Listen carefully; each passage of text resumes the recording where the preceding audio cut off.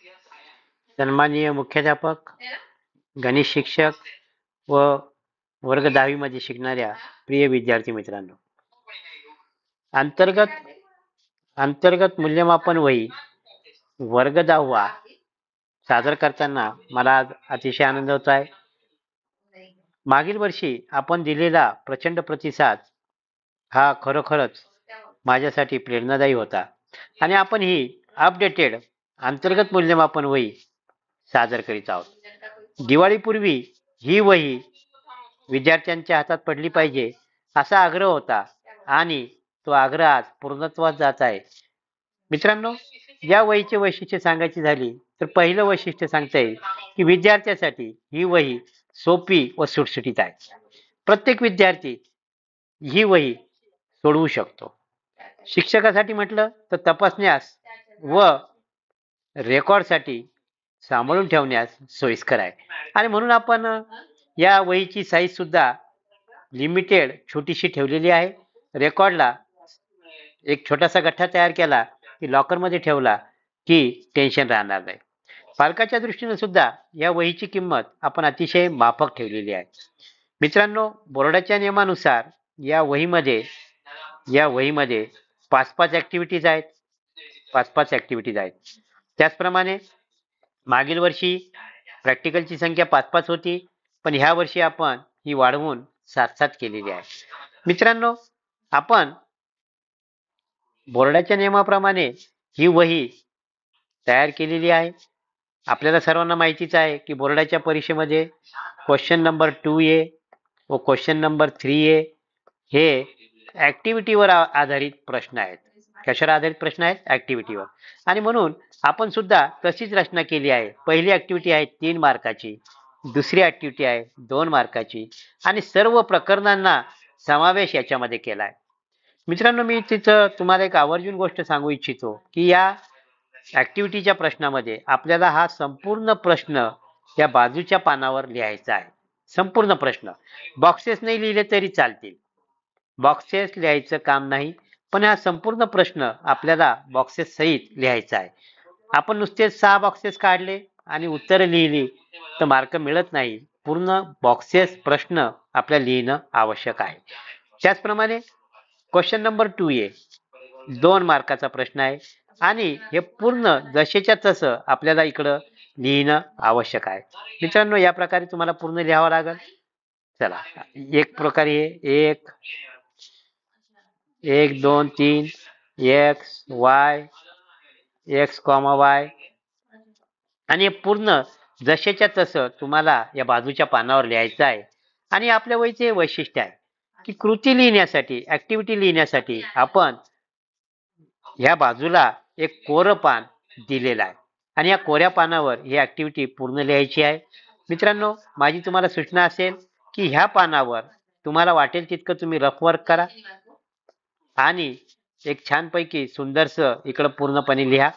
मित्रांनो, याप्रमाणे याच्यामध्ये 5 ऍक्टिव्हिटीज आहेत. तुमच्या लक्षात आलं असेल की पहिली ऍक्टिव्हिटी ही ग्रॅमर्स रूलवर आहे, दुसरी ऍक्टिव्हिटी ही ग्राफच्या प्रश्नावर आहे, त्याच्यानंतर क्वाड्रॅटिक इक्वेशन, त्याच्यानंतर सगळे AP arithmetic progression, financial planning, त्याच प्रकारे प्रोबॅबिलिटी, सर्व प्रकरणांचा समावेश याच्यामध्ये केलेला आहे. पूर्ण जसेच्या तसं या पेजवर लिहायचं आहे. पूर्ण जसेच्या तसं या पेजवर लिहायचं आहे. आणि मित्रांनो, तुम्ही लिहिलेले उत्तर आणि मी सांगितलेले उत्तर बरोबर आहेत का चूक आहेत याच्यासाठी मी माझ्या Lalwani school knowledge hub, Lalwani's knowledge hub हे माझं व्हॉट्सअप चॅनल आहे. या व्हॉट्सअप चॅनलवर मी या सर्व ऍक्टिव्हिटीची उत्तरं टाकलेली आहेत. मी तुम्हाला या व्हॉट्सअप चॅनलवर घेऊन जायचा प्रयत्न करतो, पण आता सध्या नेट्स नाही आहे. मित्रांनो, तुम्ही हे चॅनल शोधा, ललवानीज नॉलेज हब, किंवा या लिंकवर क्लिक करा. मित्रांनो, ज्याप्रमाणे मॅथ 1च्या 5 ऍक्टिव्हिटीज आहेत, त्याचप्रकारे मॅथ 2च्या सुद्धा 5 ऍक्टिव्हिटीज आहेत. पहिली ऍक्टिव्हिटी आहे सिमिलॅरिटीवर. पूर्ण जसेच्या तसं इकडे लिहायचं आहे. आकृती सुद्धा काढली तर चांगलीच आहे, आकृती नाही काढली तरी चालेल, पण ऍक्टिव्हिटी लिहा. पूर्ण जसेच्या तसं इकडे लिहायचं आहे. चला, याप्रमाणे 5 ऍक्टिव्हिटीज आहेत. पूर्ण इकडे लिहायचं आहे आकृती सहित. त्याच प्रकारे ह्या 3 कृती आहेत. ही 4थी कृती आहे. ऍक्टिव्हिटी 4 सर्कलवर आधारित आहे, वर्तुळावर आधारित आहे. ऍक्टिव्हिटी 5 ट्रिग्नोमेट्रीवर आधारित आहेत. या प्रकारे मित्रांनो 5-5 ऍक्टिव्हिटीज आहेत. व्यवहार आणि गणित यांचा जर समन्वय साधला तर गणित हे अतिशय मनोरंजक व सोपे होते. आणि याचाच प्रयत्न आपण या प्रॅक्टिकल मध्ये केलेला आहे. मित्रांनो 7 प्रॅक्टिकल आहेत. मॅथ 1 चे 7 प्रॅक्टिकल आहेत. 7 प्रॅक्टिकल आहेत. मॅथ 2 चे सुद्धा 7 प्रॅक्टिकल आहेत. आणि हे प्रॅक्टिकल आपल्याला कसे लिहायचे आहेत ते सांगतो. चला मित्रांनो, आपल्याला आता प्रॅक्टिकल पाहायचे आहेत. प्रॅक्टिकल पाहायचे आहेत आणि प्रॅक्टिकल पाहण्यासाठी आपल्याला या प्रकारे पहा. Practical number 1. इथं तुम्हाला शीर्षक लिहायचं आहे. जे विद्यार्थी सेमी इंग्लिश किंवा इंग्लिश माध्यमचे आहे त्यांनी टायटल लिहायचं. जे विद्यार्थी मराठी माध्यमचे आहेत त्यांनी शीर्षक लिहायचं. आपल्या आपल्या मीडियम प्रमाणे इथे लिहायचं आहे. आणि आपल्याला हे व्यवहारातलं उदाहरण आहे. एक क्लॉक दाखवलेला आहे आणि या कोऱ्या जागेत लिहायचं काय, असा प्रश्न तुम्हालाही पडला असेल. चला सांगतो तुम्हाला. व्हिडिओच्या पुढच्या भागात गेलो आपण की मी तुम्हाला हे सांगतो की या कोऱ्या भागात नेमकं लिहायचं काय. असे आपल्याला 7 प्रॅक्टिकल आहेत. प्रॅक्टिकल नंबर 2, त्याचप्रमाणे प्रॅक्टिकल नंबर 3, प्रॅक्टिकल 4. आणि तुमच्या लक्षात आलं असेल की हे प्रॉबॅबिलिटीवर, वारंवारता, संभाव्यतावर आधारित आहेत. Practical 5, practical 5, practical 6. मित्रांनो या प्रॅक्टिकल 6 मध्ये ग्राफ पेपर आहे आणि तुम्हाला वहीवर हे पॉइंट डार्क करायचे आहेत. प्रिंटिंग मध्ये ते आलेले नाही व्यवस्थित, तुम्हाला ते डार्क करायचे आहेत आणि व्यवस्थित ते काढायचे आहेत. त्या प्रकारे प्रॅक्टिकल नंबर 7 तुम्हाला कंप्लीट करायचं आहे. कोरी जागा दिलेली आहे. मॅथ 2 चे सुद्धा 7 प्रॅक्टिकल आहेत. आणि मित्रांनो हे जे प्रॅक्टिकल आहे प्रॅक्टिकल नंबर 2, त्याच प्रकारे प्रॅक्टिकल 5, प्रॅक्टिकल 6, प्रॅक्टिकल 7 प्रत्येक ठिकाणी कोरी जागा सोडलेली आहे. आणि इथे लिहायचं काय, तर याचं उत्तर मी तुम्हाला आता सांगत आहे. पहा, इथे प्रॅक्टिकल नंबर 1 दिलेला आहे. दोन्ही भाषेत दिलेला आहे. दोन्ही भाषेत आहे. पहा, इंग्लिश मध्ये आहे आणि मराठीत आहे. तुम्ही जर सेमी इंग्लिश किंवा इंग्रजी माध्यमाचे असाल 100%, तर फक्त इंग्रजीतलं लिहा. फक्त इंग्रजीतलं लिहा. तुम्ही जर मराठी माध्यमाचे असाल तर मराठी माध्यमाचं लिहा.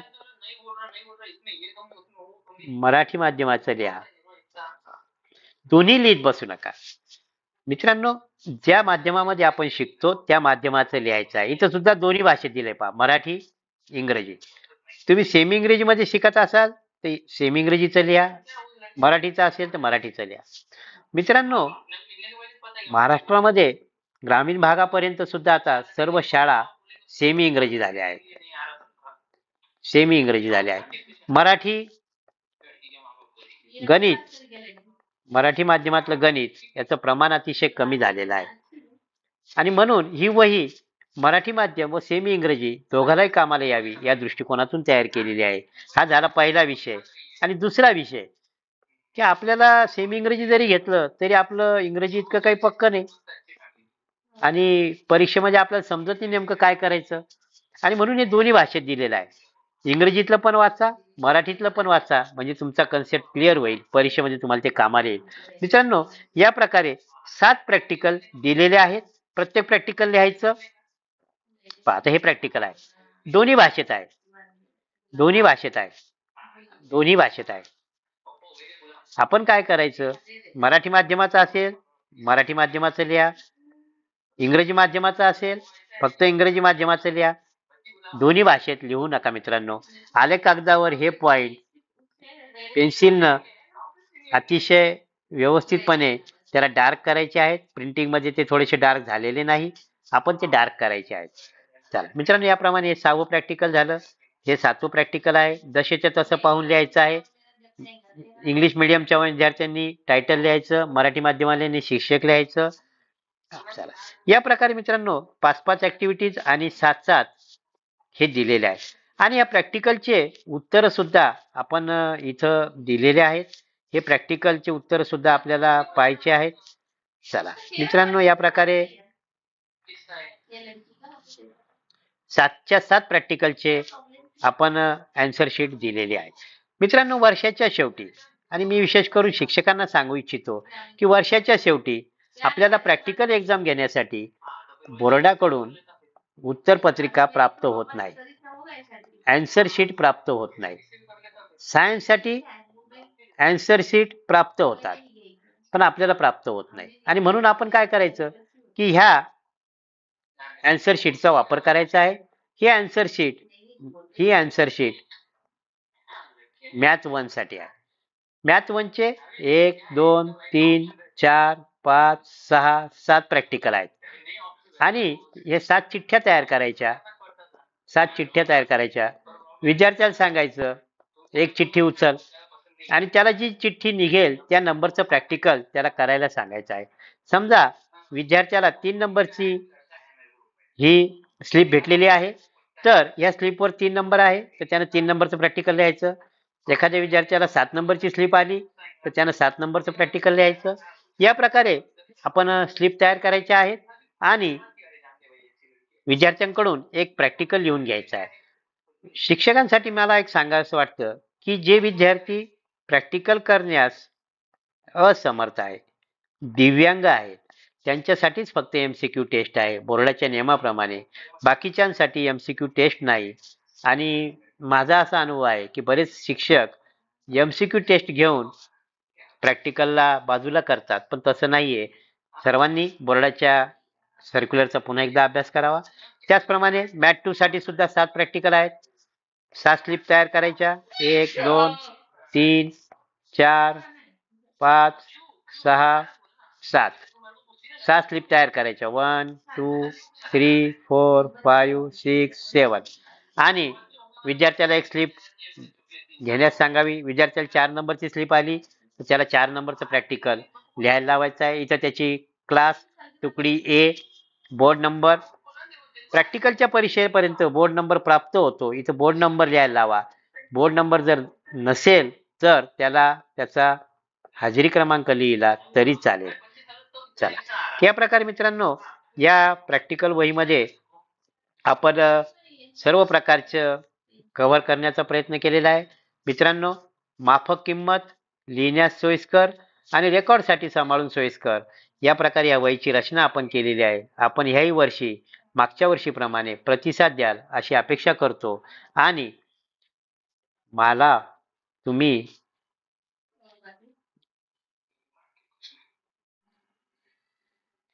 विद्यार्थी मित्रांनो, या प्रॅक्टिकलमध्ये जर काही अडचण असेल किंवा ॲक्टिव्हिटीची उत्तर पाहिजे असेल तर तुम्ही निश्चितपणे ललवानीज knowledge hub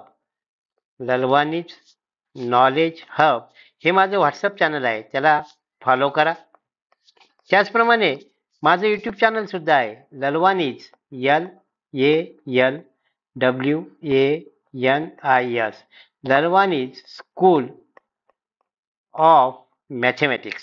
ललवानीज school of mathematics नावाचं माझं यूट्यूब चॅनल आहे. आणि त्याच्यावर इयत्ता 10वी, इयत्ता 9वीचे जवळपास 350 व्हिडिओ आहेत.